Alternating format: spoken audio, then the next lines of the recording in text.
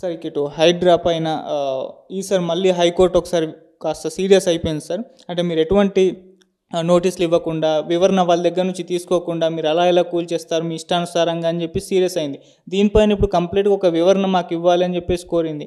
మరి ఏంటి ఇప్పుడు హైడ్రా పైన ఏమైనా తాత్కాలికంగా దీన్ని ఆపేసే ఛాన్సెస్ ఏమన్నా ఉందా అని అంటున్నారు. మరి హైకోర్టు సీరియస్ అయింది కదా సార్, దీని పట్ల మీ ఒపీనియన్? అంటే హైకోర్టు సీరియస్ ఏముంది, ఏదో కేసుల్లో మీరు వాళ్ళు మీ సమాధానం ఇచ్చిన నోటీసులు ఇవ్వకుండా ఎందుకు చేసినారు అనేది. రేపొద్దున నోటీసులు ఇస్తారు, చేస్తుంటారు. దానికి చట్టము అని అన్నారు. చట్టం అంటే ఆర్డినెన్స్ పాస్ చేసినారు. ఆర్డినెన్స్ పాస్ చేసినా కానీ అది చట్టం కిందికే వస్తుంది. రేపు అసెంబ్లీ జరిగేటప్పుడు ఆర్డినెన్స్నే అసెంబ్లీలో ప్రవేశపెట్టి చట్టాన్ని యాక్ట్ చేస్తారు.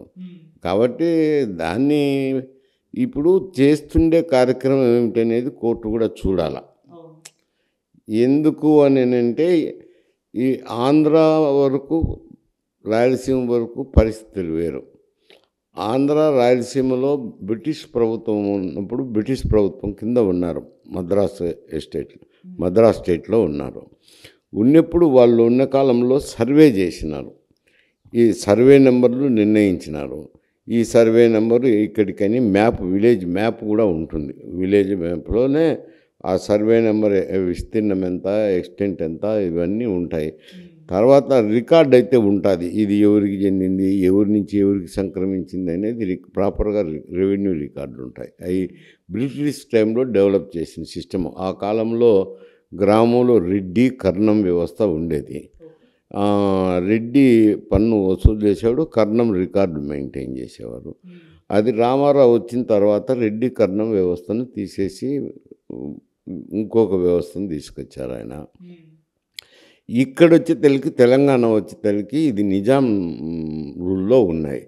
ప్రాపర్గా సర్వేలు చేయలే. అప్పుడు అక్కడ చేసినట్టు ఇక్కడ చేయలేదు. అందువల్ల రెవెన్యూ రికార్డులు సక్రమంగా ఉండవు. కాబట్టి భూఆక్రమణ అయితేనేమి, ఒకరి భూమి ఒకరు క్లెయిమ్ చేయడం అయితేనేమి, ఇటువంటి డిస్ప్యూట్స్ అన్నీ ఇక్కడ ఎక్కువ ఉంటాయి.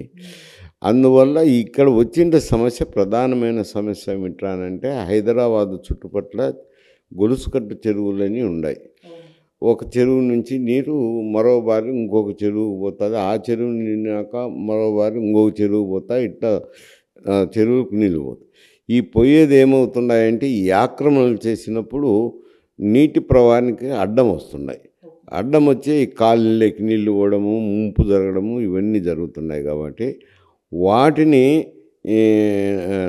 నాలాలు ఆక్రమించిన వాటిని తొలగించాలనేది ప్రభుత్వం ఈ హైడ్రాను ఆర్డినెన్స్ ద్వారా ప్రవేశపెట్టింది. రేపొద్దున అసెంబ్లీ వచ్చినాక చట్టం పెడతారు, చట్టం చేస్తారులేండి, పెద్ద సమస్య కాదు. ఫస్ట్ అసెంబ్లీలోనే పెట్టి చట్టం చేయొచ్చు. సరే, 1, 2 ఏమన్నా గ్లేరింగ్గా ఉన్నప్పుడు క్వశ్చన్ చేస్తుంటారు. దాని మొత్తం వ్యవస్థనే తీసేస్తారని నేను అనుకోవటంలే సార్. అంటే సామాన్యుల దగ్గర నుంచి, పేదవాళ్ళ దగ్గర నుంచి దీని పట్ల వ్యతిరేకత అయితే వస్తుంది సార్. మొన్న ఇల్లు కూల్చేస్తుంటే వాళ్ళు కిరోసిన్ పోసుకొని మేము తగలబెట్టేసుకుంటామని చెప్పేసి బెదిరించారు. ఇంకొన్ని జాగాల ఏడ్చేస్తూ మీడియా ముందు మాట్లాడేస్తున్నారు. అసలు మేము ఇప్పుడు ఎక్కడెళ్ళి బతకాలి, ఎక్కడెళ్ళి ఇంత సడన్గా కూల్చేస్తారు, ఇంకెక్కడ ఉండాలని చెప్పేసి అంటున్నారు. అంటే వాళ్ళ దగ్గర నుంచి వ్యతిరేకత వస్తే ఖచ్చితంగా రేపటి రోజు ప్రాబ్లం అయితే అవుతుంది సార్. మరి దీన్ని ఎలా డీల్ చేస్తారు అసలు? ఇది పిక్ అండ్ సిచ్యువేషన్. నాలాలు ఆక్రమించుతారు. నాలాలు ఆక్రమించినాక నాలాలు పొంగక అవి వచ్చి నష్టం జరిగేది అక్కడున్న ప్రజలకే జరుగుతుంది. తీసేస్తేనేమో తీసేసినారు అని అంటారు. దానికి పేద సాదా అనేది కాదు. ప్రభుత్వ భూములు ఎవడు ఆక్రమించినా, పేదోడు ఆక్రమించినా తప్పే, సావుకారు ఆక్రమించినా తప్పే, ఎవరు ఆక్రమించినా తప్పే. ప్రభుత్వ భూమిని ప్రభుత్వం హ్యాండ్ ఓవర్ చేసుకోవడంలో తప్పులు పట్టాల్సిన అవసరం లేదు. అందులోనూ ఎస్పెషలీ నీటి పారేదానికి సౌకర్యం చెయ్యాలి కదా, తప్పేముంది అందులో. కొందరు పోయి నాలాలను కూడా ఆక్రమించుండొచ్చు. ఈ ప్రభుత్వం కాబట్టి ఎవరు అడగడం లేదు అని ఆక్రమించేటప్పుడు పొమ్మంటే బాధే ఉంటుంది.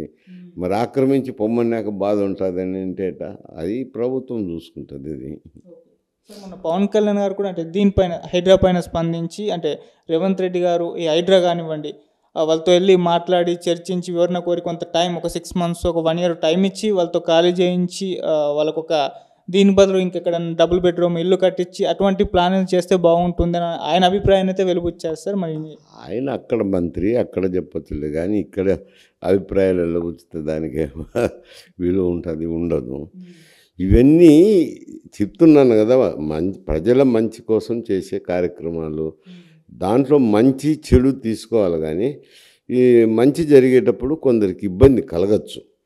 ఆ ఇబ్బందిని ఏదో విధంగా వేరే విధంగా ప్రభుత్వం సర్దుబాటు చేయొచ్చులేండి.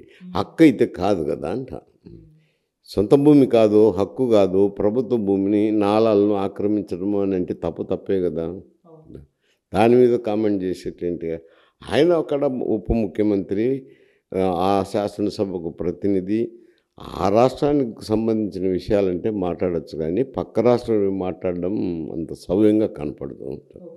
సార్ దీని వెనుక రేవంత్ గారి ప్లాన్ ఉంది. హైదరాబాద్లో అసలు సిటీలో ఆయనకు ఒక్క సీటు కూడా రాలేదు, కేవలం వాళ్ళ మెప్పు కోసమే హైడ్రా ఇదంతా డ్రామాలు ఆడుతున్నాయని మన కేటీఆర్ గారు కూడా అన్నారు సార్. మరి ఆ వర్షన్ ఏమన్నా ఉందంటారా? కాదు, రాజకీయం నేనైతే చూడడం లేదు. చేసే కార్యక్రమం అయితే మంచి కార్యక్రమం. ఎందుకంటే ఒక మారో హైదరాబాద్కు ఈ నాలాలకు